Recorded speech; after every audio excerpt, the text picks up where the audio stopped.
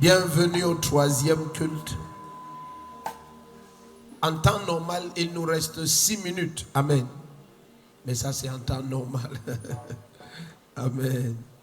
Déjà qu'on a commencé le 3e culte avec 40 minutes de retard. Amen. Donc, disons que j'ai encore, si tu permets, 46 minutes. On va partager quelque chose qui va changer ta vie. Allons dans Proverbes chapitre 13. Proverbes chapitre 13. Je vais utiliser beaucoup le livre de Proverbes parce que c'est le livre de quelqu'un à qui le Seigneur a énormément fait grâce. Amen.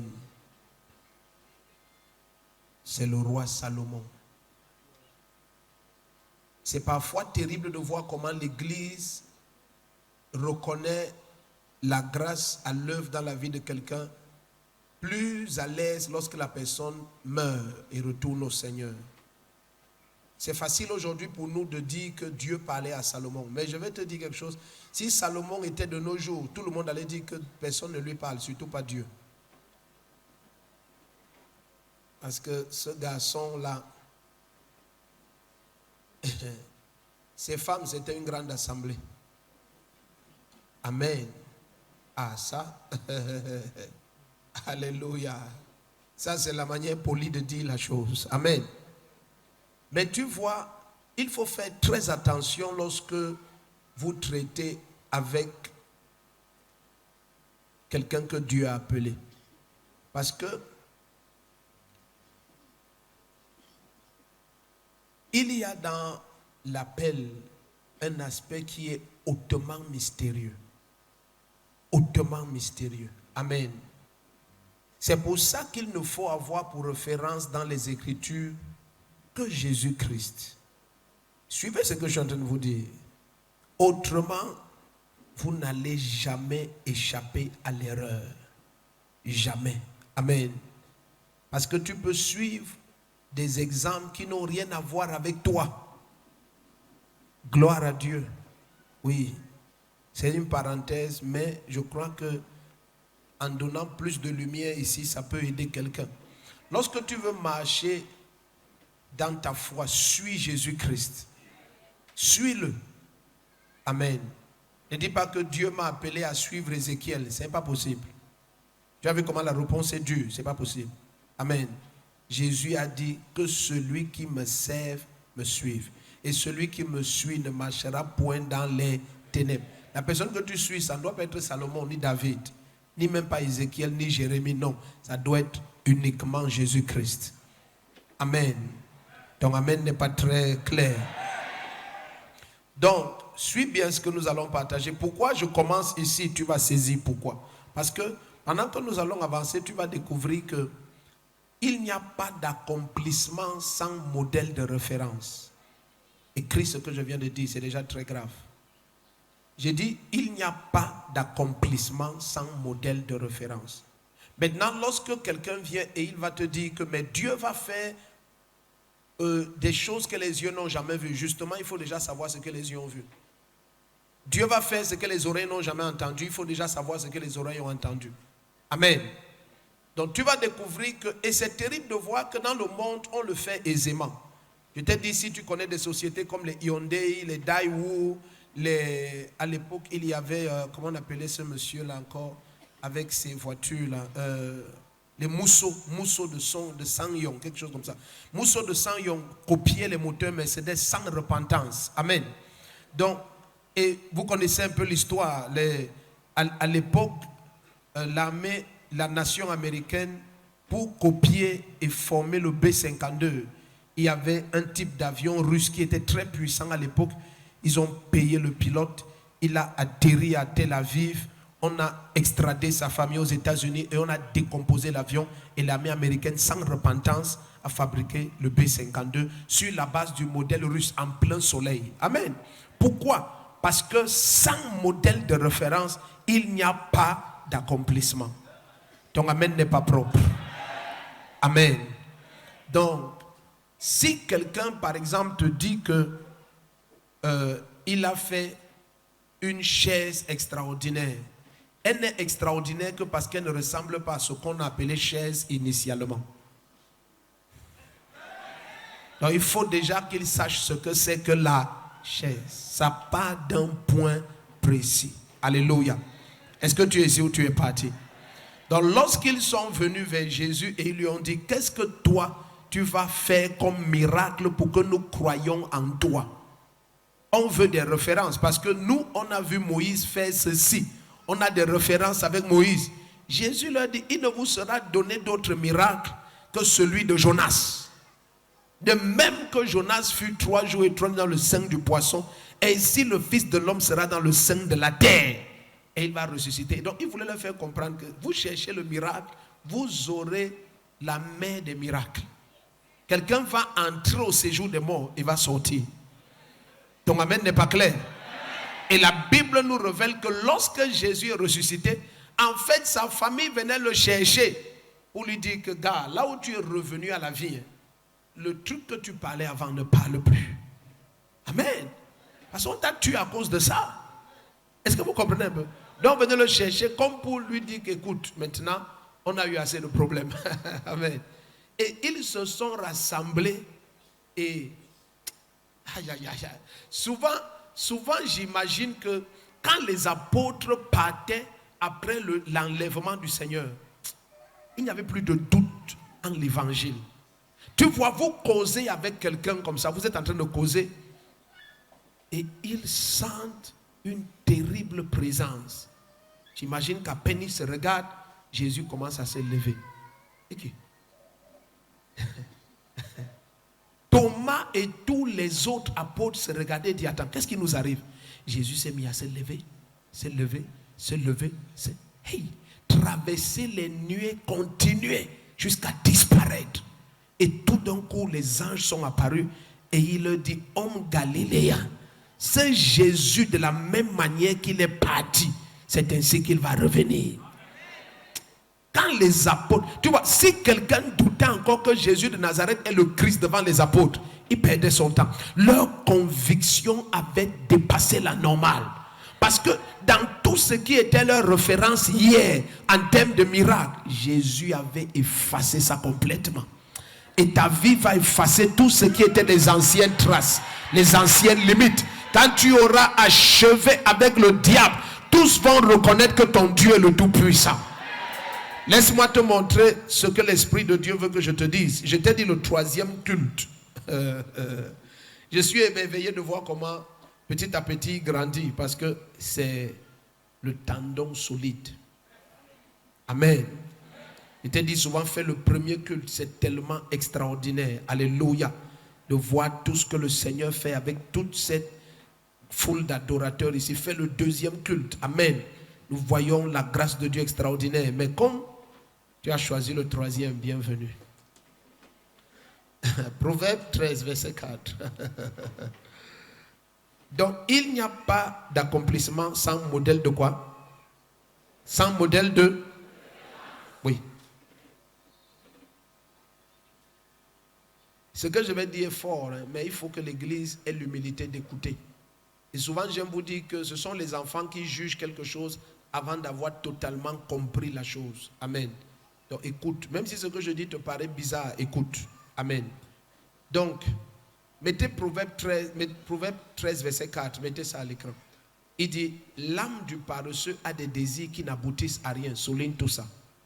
Mais l'âme des hommes actifs sera dans l'abondance. Souligne aussi ça. L'âme du paresseux a des désirs qui n'aboutissent à rien. Mais l'âme des hommes actifs sera dans l'abondance. Amen. Je sais que ce que tu crois que tu as lu, c'est que, mais l'âme des hommes actifs, ça veut dire que les hommes actifs auront beaucoup d'argent. Ce n'est pas ce qu'il a dit. Amen. Ce n'est pas ce qu'il a dit. Il dit, l'âme du paresseux a des désirs qui n'aboutissent à rien. Donc les deux âmes-là ont des désirs. Amen. Mais le paresseux refuse de poser des actes. Amen. Donc il a des désirs, mais ces désirs n'aboutissent à rien.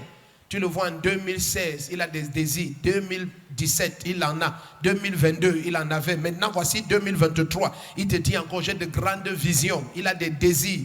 Mais tu risques d'être choqué à cause de la caractéristique de son âme qui est la paresse. On risque d'arriver en décembre et rien ne s'est passé. Donc maintenant, on veut guérir une maladie de l'âme qui s'appelle la paresse. Mais regardez ce qui se passe avec l'âme de la personne active. Il dit, mais l'âme des hommes actifs sera dans l'abondance. Qu'est-ce qui sera dans l'abondance? Ce ne sont pas les poches de l'homme actif, c'est son âme. Donc plus tu as des visions et tu poses des actions, plus le Seigneur te donne d'autres visions. Il te fait confiance pour les visions du royaume parce qu'il sait que tu as dans ton âme une richesse qu'on appelle l'action. Attends, je vais t'expliquer, on va aller doucement. Remettez ça. Là où je vais, c'est très dangereux, je vous dis. Je suis sûr que tu crois comprendre, mais c'est d'ici que l'Esprit de Dieu me donne de faire 3 pas. Tu sauras que l'affaire ici est compliquée. L'âme du paresseux, donc c'est un paresseux et il a une âme aussi. Mais son âme paresseuse a des désirs. Donc malgré que son âme a la paresse, ça n'empêche qu'il ait des désirs. L'âme du paresseux a des désirs, mais qui n'aboutissent à rien. Tu écoutes le paresseux pendant 20 ans, il te raconte la même histoire. C'est pour ça que je prie aussi. Amen. Que Dieu te donne la capacité d'avoir l'esprit ouvert pour la révélation qui vient. Et que Dieu te donne de discerner aussi une âme qui est paresseuse. Amen. Donc, l'âme du paresseux a des désirs qui n'aboutissent à rien.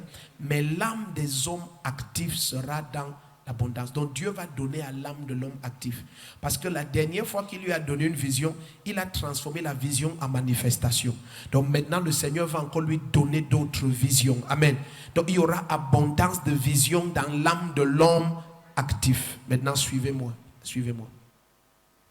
Lorsque Israël, pardon, soyez attentifs. Quelqu'un rate la partie ici. Il valait mieux ne pas venir au culte. Lorsque Israël était en servitude, soyez attentifs. Prophète, il faut c'est parti. C'est souvent ici que je me crée les problèmes et je ne crains pas de m'en créer. Je vais encore m'en créer. Lorsque Israël était en Égypte, ils étaient des esclaves. Et la caractéristique des esclaves, c'est qu'on les réduit à la pitance quotidienne. En fait, quiconque est réduit à vivre pour manger est un esclave. L'esclavage, ce n'est pas lorsqu'un maître t'oppresse, non. L'esclavage, c'est lorsque tu es réduit à vivre pour manger. Ça veut dire que tout ce qui constitue le système que Dieu a mis en place pour produire l'épanouissement complet de l'être, tu n'as pas le temps ni les moyens de jouir de tout ça, non. Tu es juste réduit à la pitance quotidienne. Et parce qu'Israël était en captivité 430 ans, ils n'ont jamais produit une génération de savants. Personne n'était intellectuellement éveillé en Israël. Tous étaient des esclaves. Suivez bien ce que je vais vous dire. Ça va être dangereux. Et si l'Église ne rejette pas ce message, mais écoute et pratique, des choses étranges vont se passer. Soyez attentifs. Donc, quand ils sortent de l'Égypte et ils sont à Canaan, Dieu révèle à Moïse un temple et il lui dit, d'après Exode 25 à partir du verset 2, il lui dit, reproduis sur terre selon le modèle que tu as vu au ciel. Et Moïse est inquiet. Il est soucieux. Comment ça va se faire? Ce que j'ai vu est trop glorieux. Dieu dit non, ne te dérange pas. Parce que Moïse a avec lui une bande d'illettrés, d'esclaves. Personne n'a de cep, personne n'a même fait la maternelle. Personne ne connaît l'école. Ce sont des illettrés tous.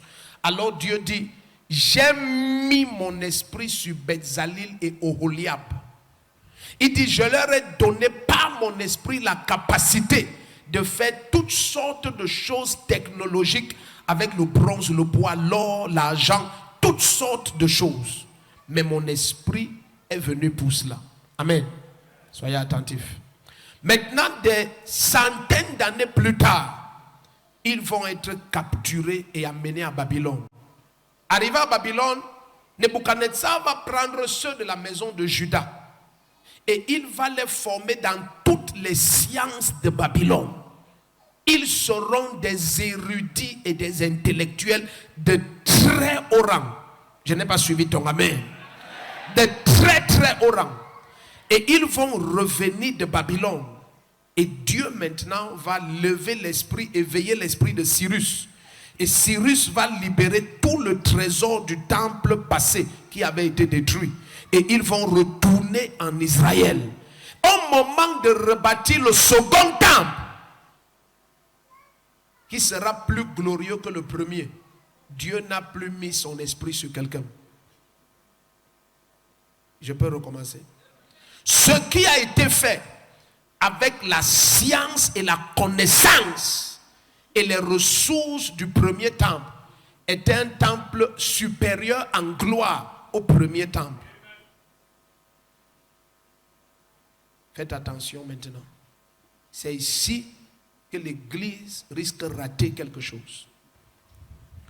Alors, parfois, tu peux te poser la question de savoir pourquoi les nés de nouveau avec l'esprit sur eux produisent des choses qui sont inférieures en gloire à ce que les hommes font avec la science là dehors.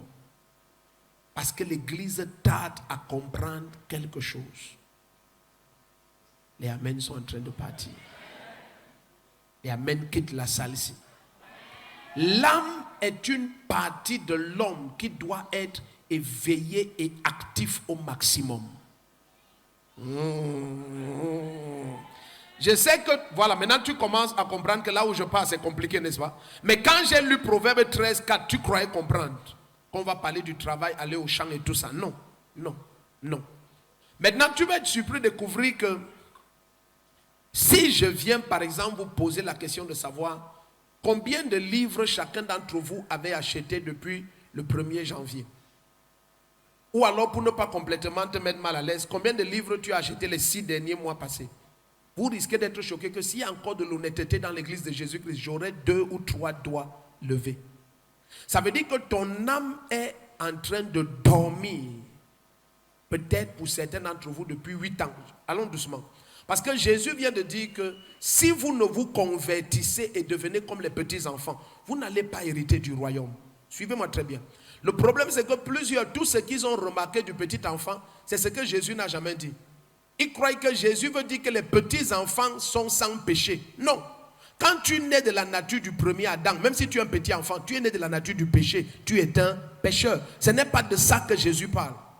Les petits enfants sont les seuls dont toute l'âme est chargée de la connaissance quotidienne de ce que les parents et les instructeurs lui transmettent. Aucun enfant ne passe une journée sans apprendre quelque chose. Tu as vu comment demain c'est lundi? Tous ceux qui ont quitté les bancs vont passer la journée de lundi sans apprendre quelque chose. Mais tous les petits enfants vont apprendre quelque chose de nouveau demain lundi. Et il en sera de même mardi, mercredi, et la majorité des établissements ont les cours jusqu'à samedi. Donc de lundi à samedi, tu as quelqu'un chez toi dont l'âme acquiert de la connaissance 6 jours sur 7. Et il est dans la même maison qu'un né de nouveau qui peut faire 60 jours. Il n'a rien appris de nouveau. En fait, pour ne pas te gêner, je voulais dire 600 jours. Rien. Et tu es en face d'un chrétien, même lorsqu'il veut te parler de l'évangile de Jésus-Christ, c'est avec une telle ignorance. Tu lui demandes qui est Jésus-Christ. Il te dit, Jésus-Christ est mon sauveur. Tu lui demandes, il te sauve de quoi? Il était ton sauveur quand tu étais mondain. Maintenant, il te sauve de quoi? Sa compréhension de l'évangile est nulle. Toutes ces années, son âme n'a été éveillée qu'au milliardième. Est-ce qu'on est ensemble ici? Regarde, même la manière que les amens partent. Non, laissez-moi aller doucement. Vous allez comprendre. Ne vous stressez pas. Et je vais vous expliquer pourquoi ce message, cette voix de Dieu va résonner de plus en plus fort en cette fin de temps. Suivez très bien. Lorsque donc le Seigneur envoie les apôtres, il leur dit quelque chose. Il dit, ceux dont l'âme active a produit des richesses, quand vous irez vers eux pour les inviter à ma fête, ils vont vous donner des excuses. Ils ne viendront pas. Ça veut dire quoi? Ça veut dire les banquiers, les sites, n'importe, il a ouvert une banque, c'est un ingénieur, il a une très grande entreprise, il a une technologie qu'il produit, ainsi de suite. Donc, quand Jésus envoyait les apôtres vers ces gens, ce sont des industriels de l'agronomie, toutes sortes de choses. Il disait aux apôtres que, excuse-moi, j'ai de nouveaux champs que je dois tester, de nouvelles machines que je dois tester. J'ai acquis de nouveaux biens. Je dois aller voir mon notaire. Ils ont toujours à faire. Maintenant, Jésus a dit que pour remplir sa maison, voici là où l'église a un problème et qu'elle ne doit pas tarder à résoudre. Il dit, allez le long de la route, amenez dans ma maison tous ceux qui n'ont rien à faire. Je vais te confirmer ça dans la bouche de l'apôtre Paul. L'apôtre Paul écrit dans 1 Corinthiens 1 à partir du verset 26. Il dit, considérez-vous vous-même, vous qui avez été appelés. Combien parmi vous sont nobles selon le monde? Il dit très peu. Il dit, mais il a plu à Dieu de choisir ceux que le monde méprise. Ceux que le monde... Attends, la partie ici qui t'excite, tu dis beaucoup amen. Je vais te montrer ton problème. Donc, il a plu à Dieu de choisir ceux que le monde méprise et rejette. C'est ceux-là qui étaient au bord de la route, qui ne faisaient rien. Donc maintenant tu entres à l'église, s'il y a 60 000 chrétiens, 59 500 ont été trouvés le long de la route. Maintenant, si le pasteur ne comprend pas qu'il doit pousser ces gens, à la limite les traîner pour les forcer à aimer la connaissance, alors il risque de découvrir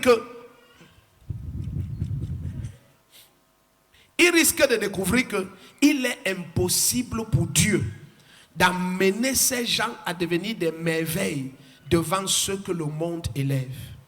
Parce qu'il les a pris en bordure de route, ceux que le monde méprise, ceux qui ne sont pas, ceux qui sont considérés comme les derniers. Il dit, afin de confondre ceux qu'on honore, afin de confondre ceux qu'on célèbre.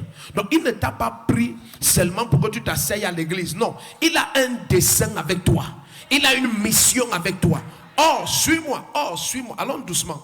Oh, Jésus va leur montrer que pour que cette mission de te prendre dans la boue et te faire asseoir avec les grands s'accomplisse, le même Salomon va dire que si tu vois un homme diligent dans ce qu'il fait, il ne va plus s'asseoir avec les petits. Il va comparaître devant les grands. Il va s'asseoir sur les hauteurs du pays.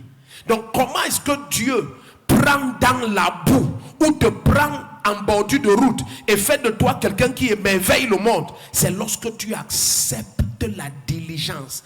Qu'est-ce que c'est que la diligence? Laisse-moi te définir ça de façon simple bibliquement. Je n'aime pas les définitions de Robert. Ne laisse plus le monde définir les termes bibliques. La diligence, c'est lorsque ton âme est engagée dans une seule direction.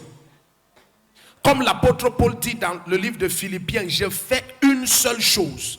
Donc si tu as décidé que cette semaine ou ce mois ou cette année, je dois avoir de la connaissance, par exemple en médecine, si tu es quelqu'un qui a la diligence, on va découvrir que de lundi à dimanche, tu passes peut-être 12 heures de temps dans des livres de médecine. Tu visites des hôpitaux, tu es engagé à toute ton âme, ton être entier. Mon Dieu, comme Maman Chou disait tout à l'heure, toutes les heures devant la télé disparaissent, tout le reste s'évanouit. Tu fais une seule chose avec ton âme, au point où quand l'année finit, non seulement tu as l'esprit, mais tu as éveillé ton âme. Tout d'un coup, tu as des révélations extraordinaires, tu as des capacités de connaissance extraordinaires. Mais si tu refuses d'éveiller ton âme, et tu penses qu'il s'agit simplement d'appartenir à Jésus et de chasser les démons, tu risques de devenir une honte pour ton quartier. Et les gens te regardent. Je vous ai dit que certains d'entre vous qui croyez que votre famille vous persécute, non. Dieu les utilise pour essayer de mettre du bon sens dans ta tête. Ils ne te persécutent pas. On essaye d'éveiller ton bon sens.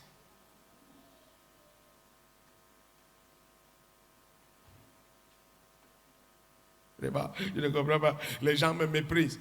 Je vous ai dit que le message, je ne sais pas pourquoi tu es venu au 3e culte, je te préviens. On te méprise parce que tu es méprisable. J'ai bu le mépris et conjugué ça dans toutes les langues.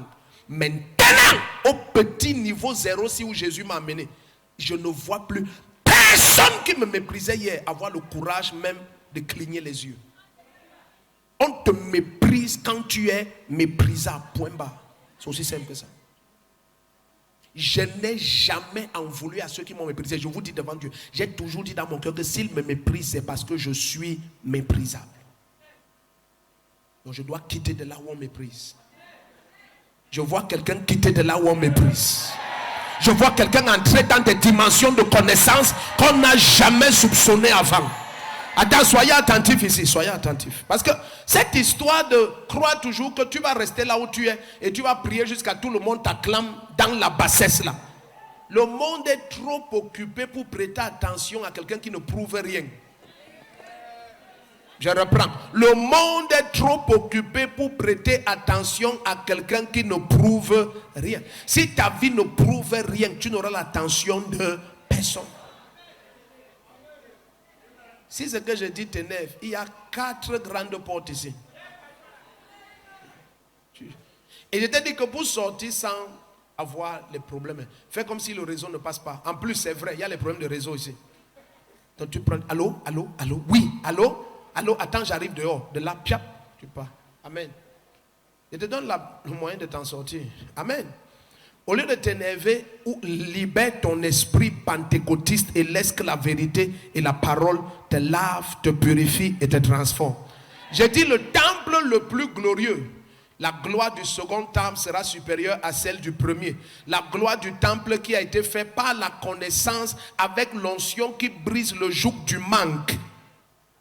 L'onction de Cyrus. Le joug du manque est brisé sur ta vie à jamais. J'ai dit la gloire du second temple qui a été faite par le...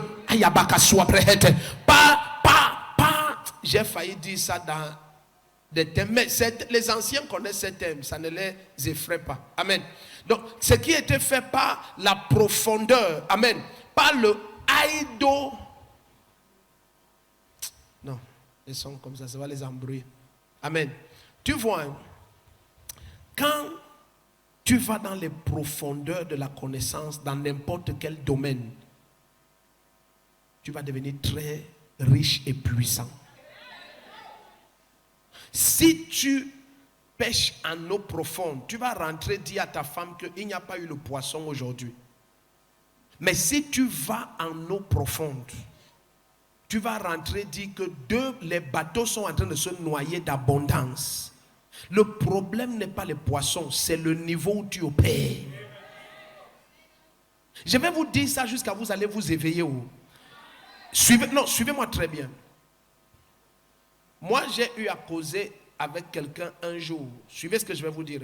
Il a tellement accumulé la connaissance qu'aujourd'hui, il n'y a aucun lien entre lui et ses collègues du début.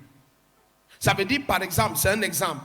Vous sortez ensemble de l'école et vous êtes des aides-soignantes.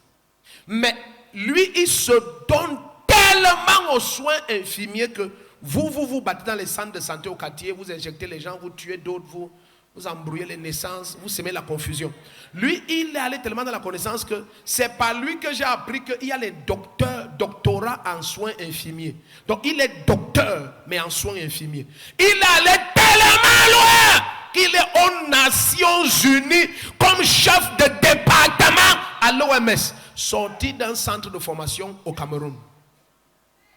Il went too far.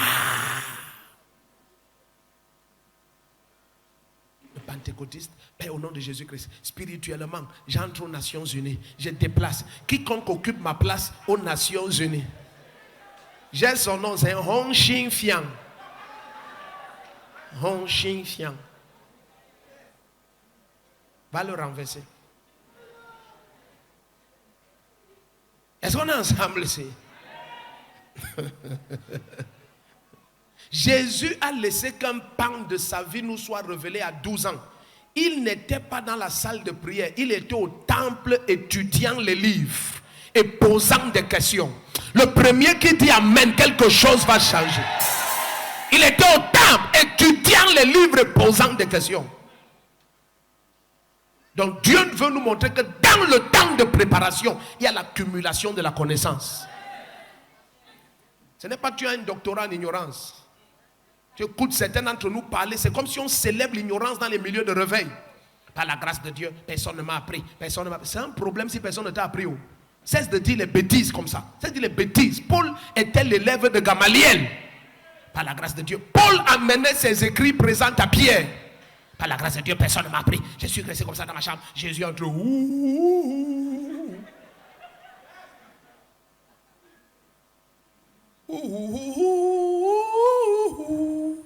dans la félicité. Hosanna, Hosanna, je suis Jésus, alléluia. Maintenant il te dit que je t'appelle. Et tout ce qui n'est pas en toi, je mets en toi. Tu n'as plus besoin de connaître autre chose. Ce n'est pas Jésus, ça c'est un démon. Si quelqu'un t'apparaît comme ça, c'est un démon. This one is a demon. C'est démon. Il fait trop d'efforts pour le cinéma. This one is a demon. Est-ce qu'on est ensemble ici?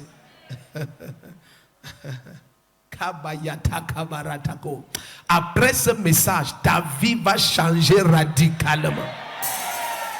Donc, 2023 ne sera différent que si tu te détermines à t'accaparer d'un domaine de l'existence et de la connaissance et tu te vends là-bas. Et par le Saint-Esprit, tu émerveilles ta génération. Si tu dis Amen, ta vie va changer. Ça veut dire qu'avec l'Esprit de Dieu sur toi et en toi, et l'onction qui brise les jougs d'oppression financière, Dieu veut que tu aies la science et la connaissance. Et ça produit un temple plus glorieux que le temple qui a été produit par des ignorants sur qui l'Esprit est venu. Ah, ils ne sont pas dans cette salle. Donc maintenant, quelqu'un vient et il te dit que voilà, nous allons faire ceci, nous allons faire cela, nous allons faire comme ça. Et toi tu dis, non, ce que le Saint-Esprit m'a montré, que bon maintenant, nous allons faire comme ça et comme ça, comme ça. Il te dit, oui, ce que le Saint-Esprit t'a montré, c'est ça que je t'explique. Donc tu vois, ce que le Saint-Esprit maintenant t'a montré, tu es limité dans la compréhension parce que le Saint-Esprit est aussi limité par ton niveau de connaissance. Suivez, là où je pars, vous allez crier ici. Ça, c'est même pas l'introduction. Donc maintenant, voici Pierre. Pierre a une limite de connaissance sur la nouvelle naissance. Pierre est certain que le salut, ce n'est que pour les Juifs.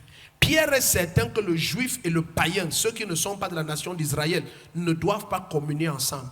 Mais maintenant, Dieu du ciel, le Tout-Puissant, notre Papa, El Shaddai, veut donner une révélation à Pierre. À cause de son niveau de connaissance limité, il nous voit, nous qui ne sommes pas Juifs, comme des animaux impurs. Et il voit le temple du Seigneur comme une natte qui descend du ciel. Et il voit des animaux sauvages dessus. Et Dieu maintenant lui parle de la communion en disant tue et mange.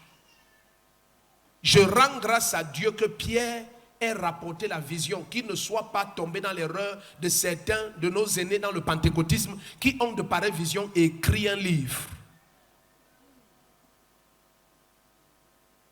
La vérité du ciel révélée.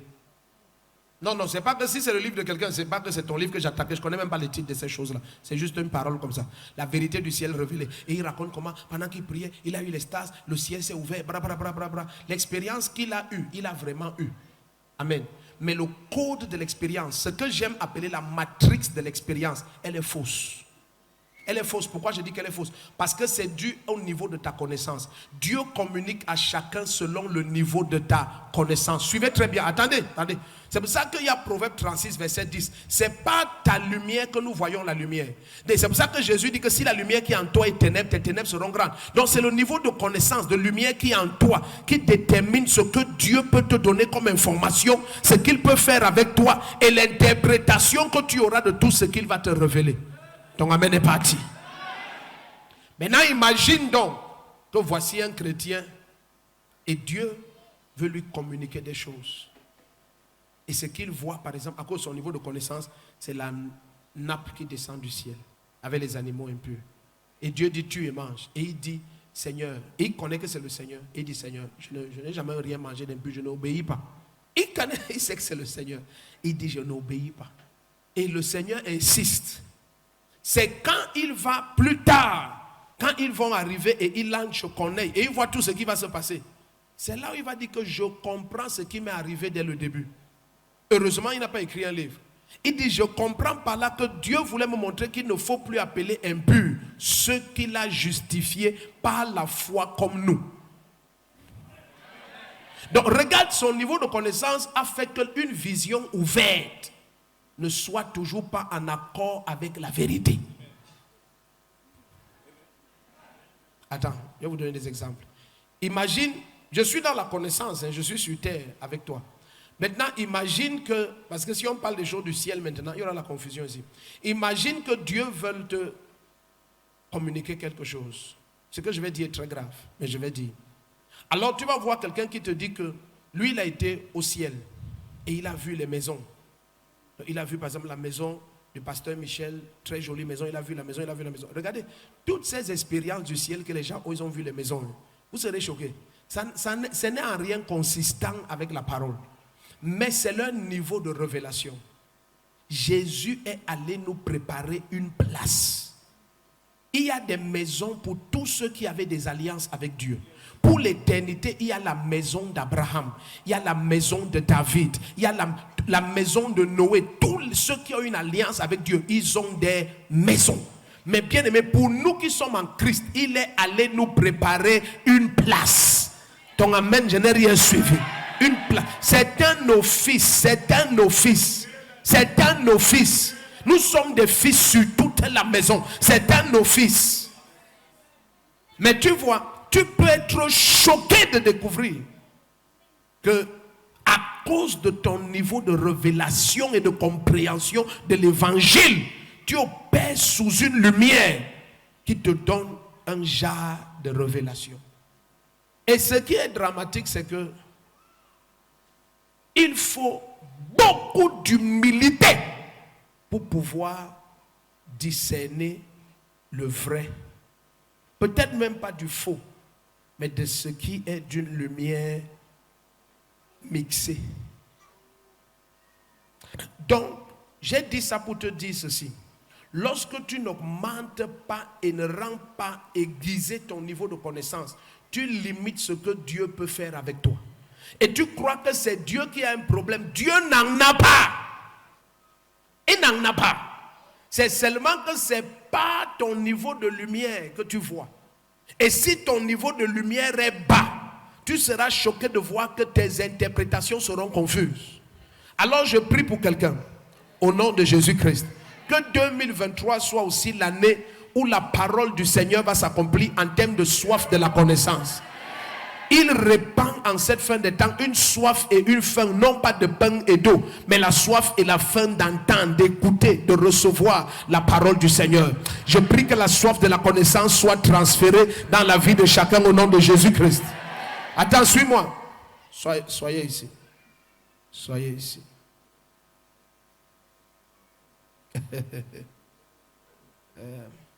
Quand j'ai grandi dans le Seigneur, j'écoutais beaucoup de gens parler les maisons au ciel, les maisons au ciel.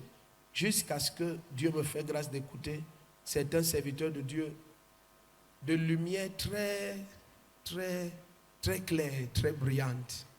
Et je commence à interpréter et comprendre certaines révélations des Écritures. Amen. Et j'étais choqué de voir que, voici pourquoi ils voient ces maisons. Amen. Voici le jar de lumière qu'il y a en eux. Gloire à Dieu. Peu sont les chrétiens qui croient de tout leur être que nous jouissons seulement de l'alliance que Dieu a avec Abraham. Beaucoup croient toujours qu'ils ont des alliances avec Dieu. Ça n'a aucun sens. Ça ne peut même pas exister.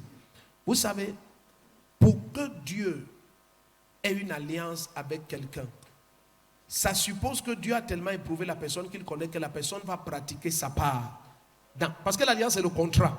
Si tu n'es pas capable de pratiquer ta part, il ne va pas venir te mettre dans une épreuve que tu ne peux pas endurer. Mais nous n'avons besoin d'aucune alliance. Nous jouissons de toutes les bénédictions qui sont le fruit de l'alliance qu'il y a eu entre El Shaddai et Abraham. Si nous sommes en Christ, nous sommes héritiers. J'ai encore besoin d'une alliance pour jouir de quoi chez mes parents? Je suis le fruit de l'alliance du mariage entre un homme et une femme. Et je jouis de tout ce qui est dans la maison. Est-ce que j'ai besoin de faire une autre alliance avec mon père pour avoir accès à sa chambre ou à quoi que ce soit? Non. Amen. Ils sont mariés, ils ont l'alliance du mariage. Et vous êtes le fruit de cette alliance et c'est terminé. Donc, amen est parti. Mais tu vois comme c'est simple, cette simplicité de l'évangile, ça a déjà créé la confusion dans l'esprit de plusieurs. Pourtant, ça ne devrait pas créer. Ça ne devrait pas créer. Amen. Revenons à la connaissance. Remettez Proverbe 13, verset 4. Donc, l'âme du quoi? Pardon, lis comme si ça ne te concerne pas. On va croire que c'est toi. L'âme du a des désirs qui n'aboutissent à rien. Donc tu vois, tu parles, un frère vient te parler de mariage, tu vois qu'il ne fout rien avec sa vie. Il parle les mêmes choses. C'est-à-dire que quelqu'un stagne quand trois choses se passent. Il voit les mêmes choses, entend les mêmes choses. Amen. Il parle les mêmes choses.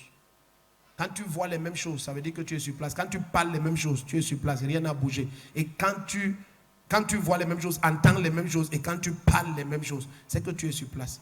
La même personne ne fait que te dire depuis 6 ans, j'ai mon projet de voyage. Est-ce que le projet de voyage, c'est une vision de vie? Ce n'est qu'en Afrique que tu écoutes ce langage stupide. Amen. Écoute, si un avion te prend ici, tu es paresseux. Ça n'a pas atterri aux États-Unis, tu descends de l'avion là étant toujours paresseux. Aucun vol qui traverse l'océan ne change la nature de quelqu'un. Non cesse. Je vous ai dit, non, ça c'était pas à tout le monde. C'était à une réunion spéciale avec ceux qui ont pris les engagements et ont honoré pendant la retraite du 1er au 3 décembre. Je leur disais que vous savez, je ne vous comprends pas. Pourquoi tout ce que vous faites quand vous êtes en Europe et à Dubaï, là, vous ne faites pas ça chez vous ici? Amen. Tu les vois squatter dans une chambre à 6 pour épargner 80% de leur salaire. Mais squat à 6 à Yaoundé, non? Oh, est-ce que quelqu'un comprend? Tu as besoin d'être à Dubaï ou bien, je ne sais pas moi, en Italie ou en France, et vous êtes à 6 dans une chambre de 2 personnes. Vous êtes à 6. Mais soyez à 6 à Yaoundé. Ici, le climat est meilleur pour être 6. Amen. Yes. Tu mets les grillages, petits grillages sur la fenêtre. Vous laissez les fenêtres ouvertes la nuit. Amen. Si Gaïa, un bandit va entrer, il cherche quoi? Non. Vous mettez le rideau, vous ouvrez la porte la nuit. L'air passe. Amen. Oui, celui qui se réveille le premier vers 1h du matin, il ferme la porte. Amen. Le froid sera déjà dedans. Tu comprends ce que je dis? Vous dormez là à 6. Amen. Donc des 100 000 que tu as ou même 62 000, tu contribues seulement 3 000 pour le loyer. Amen. Vous 6, ça fait 18 000. Chambre avec douche externe. Amen. Tu fais comme à Dubaï étant à Yaoundé. Dis amen ici. Et tu épargnes 40 000 chaque mois. Parce que tu as une vision. Dans 3 ans, tu dois ouvrir ton tourne-dos. Dans 3 ans, tu dois avoir 1 200 000. 3 ans après, tu as ouvert ton tourne-dos. Et quand tu ouvres le tourne-dos, tu ne cesses pas de squatter. Vous êtes 6 squatteurs. Vous allez faire 12 ans dans ce squattage. Tu sors de là à 32 ans avec 2 voitures et des locataires. Et tu pars te marier. Là, comment les amens sont partis. Mais quand eux, ils arrivent en Europe, ils font ça à l'aise. Paresseux.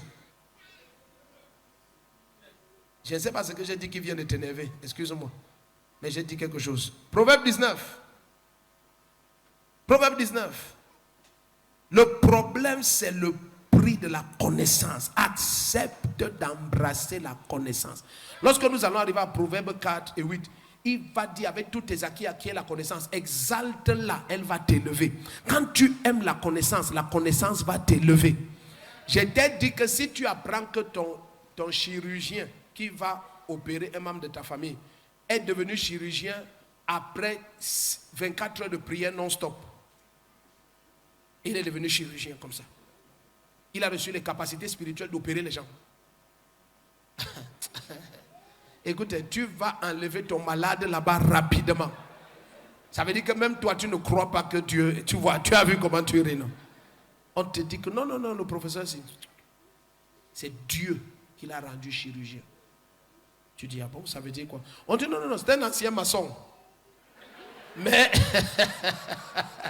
il est entré au programme de 72 heures de jeûne à sec et de prière non-stop.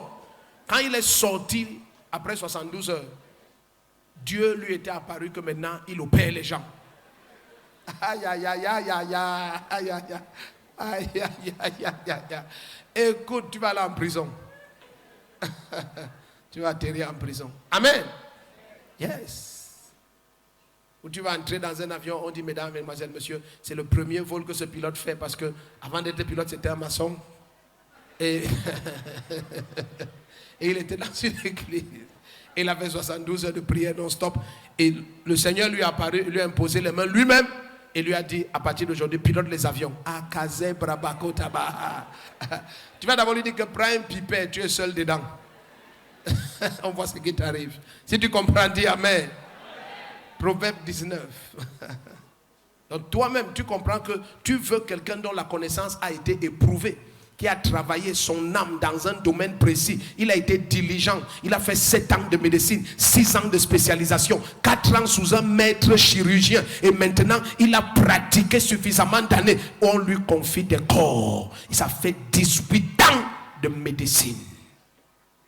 Maintenant, tu es prêt à lui donner ta personne. Mais si toi-même, tu veux quelqu'un qui a 18 ans d'exercice de son âme, pourquoi tu veux que Dieu t'utilise?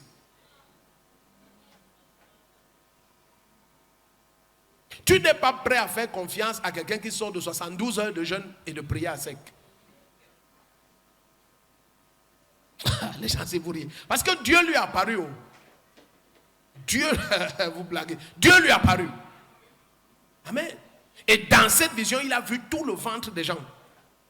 Il a vu tout, comment on ouvre tout. Dieu lui a apparu. Amen. Mais tu ne pars toujours pas là-bas. Pourquoi? Parce que toute la connaissance qu'il a n'a pas été éprouvée. Ça n'a pas été éprouvé. Ça n'a pas été éprouvé. Son âme n'est pas passée par le processus. Bien aimé, pour qu'il y ait un produit, il y a un process. Écris ça. J'aime les choses qui sortent ce soir-ci. Pour qu'il y ait un produit de valeur, il y a un process reconnu. C'est comme ça. C'est dans certains de nos pays qu'on valide tout. Dans des pays organisés. Même pour installer les jeux de lumière ici, il fallait un process clair. Amen. Que des ingénieurs de qualité, des compagnies d'assurance valident que le courant, s'il s'accorde avec le zembrantage, le mrakassiat et le zembrantage et le réseau et les connectivités et les saprakatoua, et que ceux qui fassent ça ont l'organisation de la certification de l'ordre des installateurs. Mais dans nos pays, Karabachan, Tarabachande. Ils sont ensemble ici. Et je te dis que nos pays ici, c'est là où se trouvent les plateformes d'élévation les plus faciles. Tu peux te lever le matin comme ça, tu deviens riche en braisant le maïs. Et à côté du maïs, tu braises le poisson à gauche et tu braises la viande à droite. Allons en Espagne, tu fais ça. Tu seras en prison quelque part où on ne connaît pas le nom. On te jette. Là où on va te mettre, sur les papiers, ça n'existe pas. C'est quoi cette histoire-ci? Tu braises. Est-ce que tu as la certification en braisage? Est-ce que dans cet endroit la fumée doit sortir? Est-ce que you are finished? Est-ce qu'on est ensemble? Et tu ne comprends pas pourquoi tu es paresseux dans une terre d'opportunité et tu veux fuir tout le temps. J'ordonne, deviens riche. Si tu tentes de dire amen, l'onction s'il tombe sur toi. Deviens riche et puissant. Proverbe 19, verset 24. Mettez ça vite, pardon. Tu vas voir quelque chose concernant le paresseux encore. Ça va t'émerveiller. Proverbe 19, verset 24. Regarde le paresseux, regarde. Même quand tu lui apportes les opportunités, tu colles sur sa main, regarde. Tu ne peux pas aider un paresseux, tu perds ton temps. Regarde. Lisons ensemble, lisons ensemble. Tu es prêt à lire avec moi? Le plonge sa main dans le, mais il ne la ramène même pas à sa bouche. Tout ce qu'on lui demande, c'est que la nourriture qui est dans l'assiette, c'est mets ta main dedans. Comme c'est ta main et c'est ta bouche, ramène ça dans ta bouche. Il met sa main là et il réfléchit. Comment, qui peut m'aider maintenant? Jusqu'à j'amène ça dans ma bouche. Ce qu'on vient de lire ici est fort. Remettez, vous allez voir quelque chose. Est-ce que vous avez vu ça? Le paresseux plonge sa main dans le plat. Suivez bien. Regardez même là. Oh, souvent, je ne sais pas. Moi, quand je lis la Bible, il y a des choses que je vois, je me demande, est-ce est-ce que mon esprit... Ok, je ne vais pas te dire tout ce que je me dis souvent. Regarde, est-ce que tu as vu qu'on ne dit pas que le paresseux met la main dans le plat? Tu as vu le geste d'un paresseux? Il plonge. Même la paresse du geste. Il y a des gens que quand tu vois leur manière, tu sais qu'il y a encore tout à faire avec cette personne. Non, regarde. Dans le plat, on plonge la main. Est-ce que c'est un seau d'eau? Tu comprends la paresse? Non, tu prends la cuillère ou la fourchette et le couteau. Tu vas vers l'aliment calmement. Regarde le paresseux, il plonge. Remettez, le paresseux plonge sa main dans le plat. Regarde, celui qui écrit ça est surpris. Il dit, mais, depuis que sa main est là dedans, il ne l'a toujours pas ramené à sa bouche. L'opportunité est cuite. L'opportunité est cuite. Tout ce qu'on lui demande, c'est de fournir le minimum d'efforts. Tu as déjà vu ce genre de personnes? Tout ce qu'on lui demande, c'est de constituer son dossier. Et il vient déposer avant vendredi. Et nous sommes lundi. Le paresseux, il vient voir sa mère. Il a 36 ans. Eh, j'ai dit, je voulais te poser une question. On m'a accouché où? Pour le casier judiciaire, on m'a accouché où? Tu dis que, je t'ai déjà dit qu'on t'a accouché en Konsamba. Tu voyages pour Konsamba quand? Là, tu m'aides pour le casier. L'année prochaine. Personne n'est mort en Konsamba, donc je ne vais pas faire quoi là-bas. Il n'y a aucune raison que j'ai. Donc, tu vois un paresseux. Donc, c'est tout ce qu'on lui demande. Donc, l'opportunité est claire. On lui dit, écoute, le ministre là, il t'attend. Il vient d'appeler ce matin.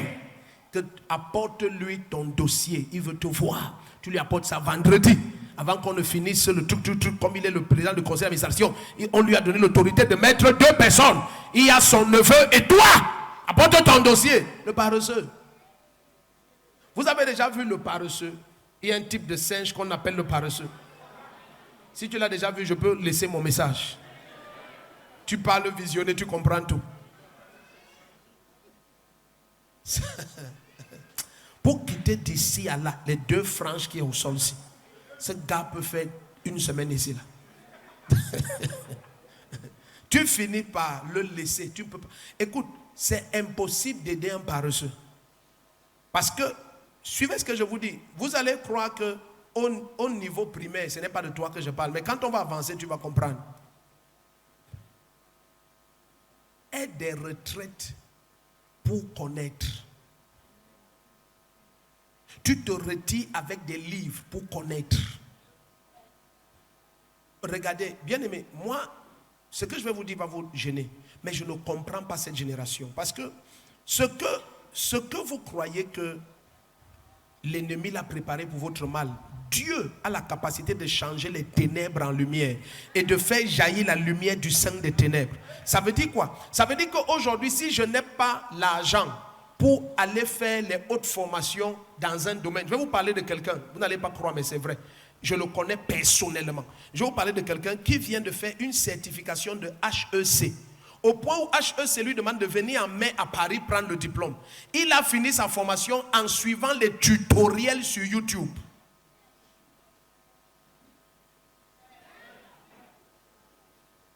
Ton YouTube qui te garde jusqu'à tu fumes le chanvre là. J'ai dit, il a le même YouTube. Télécharger la connaissance jusqu'à aller soutenir une thèse.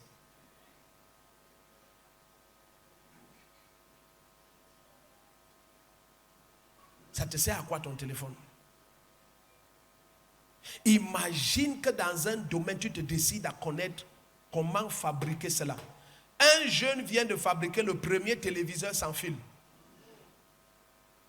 Jeune ingénieur, et il dit les tutoriels sur les réseaux sociaux, pour ne pas continuer à citer et faire la publicité de ces agents-là. Amen.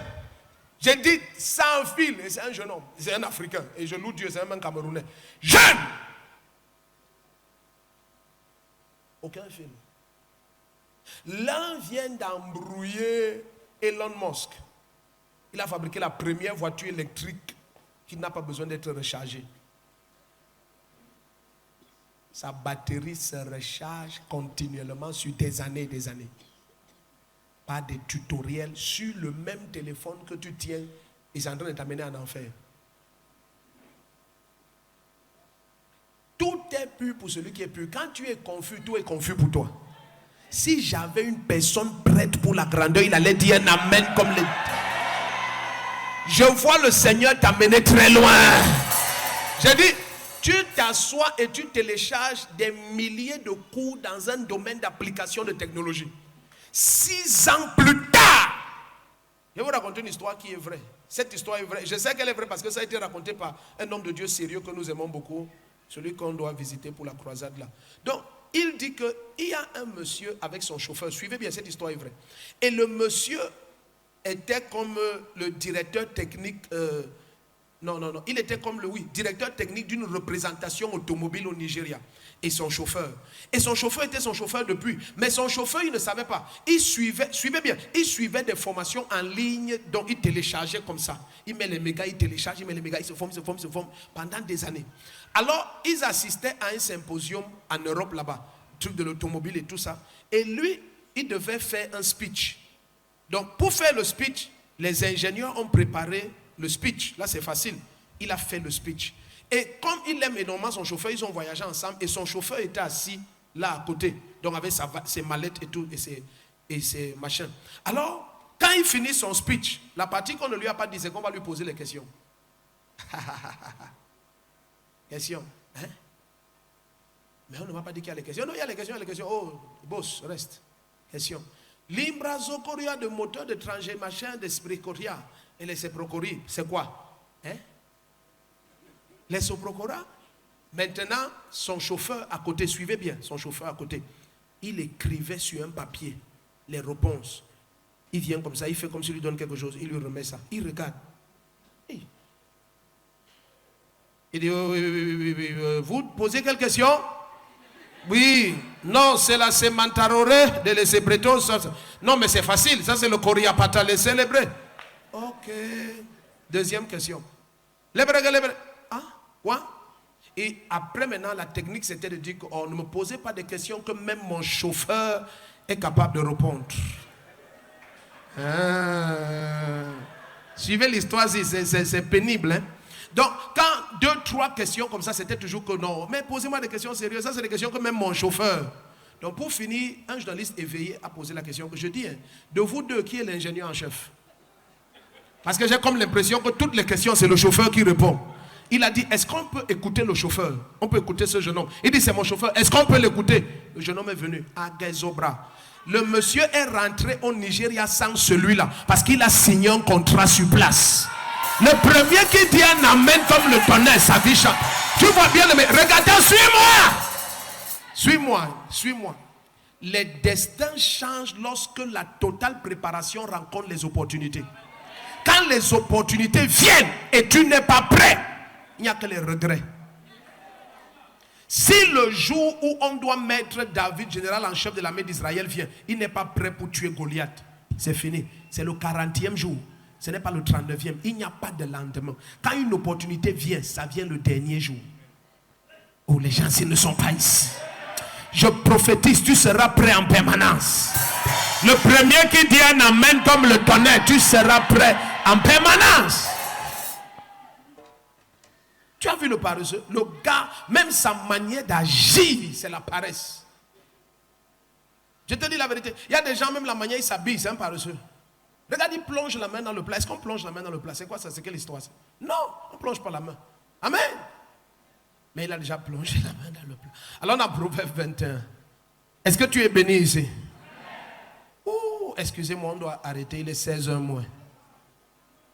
Oh, 16h moins. Oh. Restons debout, on doit cesser. Proverbe 21, verset 25. Les anciens rient quand je fais ça. Ils savent que Papa embrouille les nouveaux. Il va continuer. Proverbe 21, verset 25. Et on arrête là parce qu'on a quand même vraiment débordé. Regarde. Les désirs du paresseux le font mourir. On est passé au niveau supérieur maintenant. Tout à l'heure, ça n'aboutissait à rien. Maintenant, ça le tue. Ça, c'est un niveau de paresse supérieur. Regarde. Tout à l'heure, c'était les désirs du paresseux n'aboutissent à rien. Maintenant, c'est déjà la mort. Regardez. Proverbe 21, verset 25. Les désirs du paresseux le font mourir parce que ses mains refusent d'agir. Il veut le résultat que le travail donne, mais il ne veut produire aucun effort. Il lui manque une seule route, la route de la mort, l'occultisme, la sorcellerie, les sciences magiques, la facilité, les routes mystiques. Regarde. Donc finalement, ce qui tue ce monsieur, ce sont les désirs qu'il a. Et parfois, les paresseux sont les seuls qui ont une convoitise développée. Parce que, puisqu'il ne fait rien, son passe-temps, c'est de connaître les marques et les prix. Tu t'es déjà assis avec quelqu'un qui connaît toutes les marques et les prix de tout. Oui. Il te dit ça c'est la veste Maskurabande. Tu as la Maskurabande. Maskurabande 2 lignes, 8 boutons. Hey, ça c'est 600 €. Hein. Toi-même qui portes ça, tu ne connais même pas le nom. C'est là où tu ouvres, tu regardes. Tu vois Maskurabande. Et il te dit c'est la Maskurabande 2022. Tu dis, hein? Et c'est vraiment 2022. Ça c'est un paresseux. Tu viens de rencontrer un quoi? Un paresseux. Il regarde ta chaussure, il te dit, hey, mais tu as porté la nouvelle Asmakini, hein? Hey, ça c'est l'Asmakini long ciré, hein? Et tu enlèves ta chaussure, tu regardes, c'est Asmakini long ciré. Il dit, wonderful. Et il te dit, non, ça c'est l'édition qui sort en 2023 ici. C'est en pièce unique. Et tu regardes, on met la pièce unique 2023. Aïe! Ça c'est un paresseux. Il n'y a que les paresseux qui savent tout ça. Remettez, ses désirs le font mourir. Pourquoi? Parce que puisqu'il refuse d'agir, il ressasse seulement cela en lui. Aïe, aïe, aïe, aïe, aïe, aïe, aïe. Les gens ici ne sont pas dans cette salle. Maintenant, je prophétise au nom de Jésus-Christ. Le banc où tu étais assis depuis des années, je te lève là-bas. Tu quittes de l'inaction à l'activité complète, parfaite, totale, permanente. Mettez ça. Donc c'est quand tu es préparé au maximum, les opportunités viennent, ça engendre la grandeur. À partir de ce soir, tu ne vas plus rater aucune opportunité.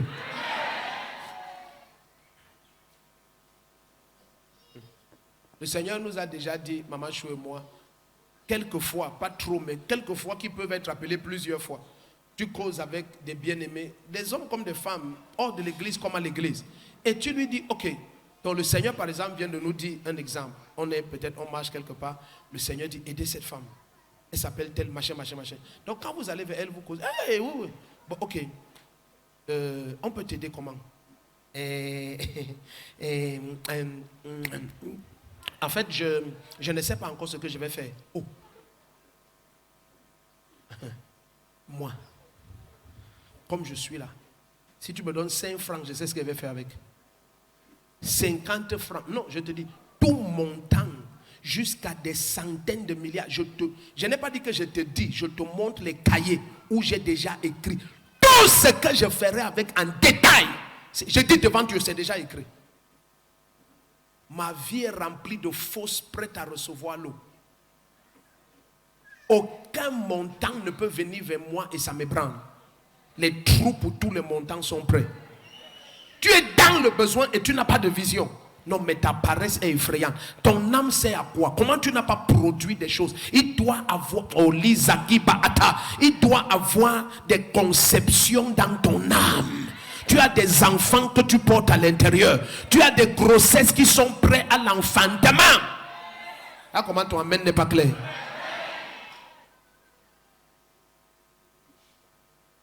Non, je ne sais pas. Bon, qu'est-ce que tu veux faire avec ta vie? Je n'ai encore aucune idée. Je suis là comme ça parce que bon, je suis aussi là. À qui est? Vous avez combien d'enfants? 7. Vous habitez où? Je me souviens un quartier compliqué comme ça, quelque part. C'est là où j'ai su que Bastos a les endroits terribles. On est entré derrière. Elle nous a amené. Je commençais déjà à prier que Saint-Esprit. J'espère que les anges sont là. Parce que tu te demandes que là où on va derrière, on a entré des endroits. Hey! Tu vois, il n'y a plus la route. Elle te dit que continuons. Tu dis où?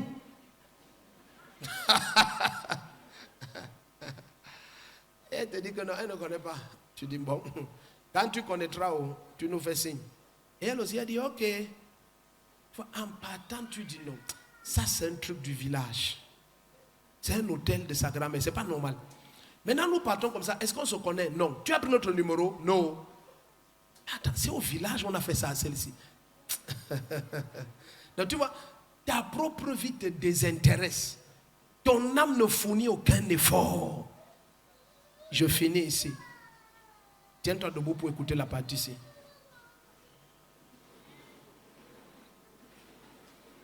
N'aide jamais quelqu'un qui ne crie pas au secours. 1, 2, qui n'est pas actif. Je reprends. N'aide jamais quelqu'un qui, 1, ne crie pas au secours et 2, n'est pas actif. Même s'il crie au secours et il est inactif, ne l'aide pas. Il faut qu'il crie au secours de sa bouche et qu'il soit actif. Tends tes deux mains, parle au Seigneur. C'est la première partie de ce message.